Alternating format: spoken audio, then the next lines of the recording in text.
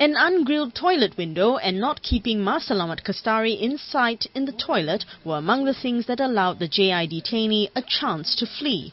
Those were the findings of the Committee of Inquiry.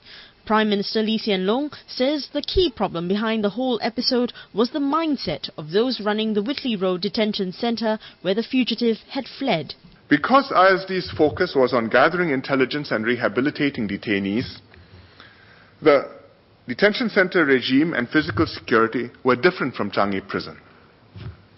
And because past detainees like the communist sympathizers were not likely to try to escape, and there had never been an escape from ISD detention, even when Selamat failed to emerge from the toilet, the guards thought that he might have collapsed inside the toilet rather than that he might have run away.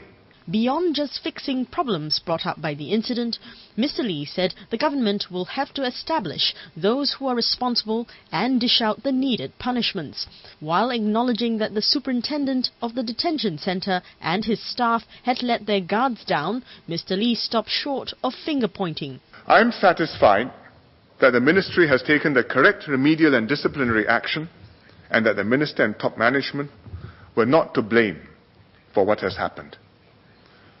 DPM Wong Kan Seng as the minister and the director of ISD both continue to have my full confidence. Mr. Lee cautioned against turning the process into a witch hunt, pointing out that the government will not encourage a culture where officials and ministers resign whenever something goes wrong on their watch. This was an issue picked up by several MPs in the House. We have not lost confidence on the DPM and also ISD. I think they have done a good job, they have a good track record, so that's not the issue here. But I think we also need to send signals correctly, not just to Singaporeans, but to the civil servants and to everyone else in government, that when you make a mistake, you need to be appropriately be punished for it. I think we will remember that when we debate the ministers early in this House, we were talking about pitching the ministers paid to corporate world, the private world. But in private corporate world, when something goes wrong, heads rolls, it includes the CEO. But whereas here, when something goes wrong, we are talking about honest mistakes. So I think a lot of people, including myself, cannot reconcile the principle on which the government applied in looking at salary of the minister, pitching to corporate world, vis-a-vis when it comes to accountability and responsibility. I thought the member would eventually come to this question. I have explained where lines have to be drawn. Even the member has not suggested that I should resign because I appointed Wong Kan Seng and Wong Kan Seng was a minister and the soldier under him let this happen. A line has to be drawn somewhere. We have to see this in perspective.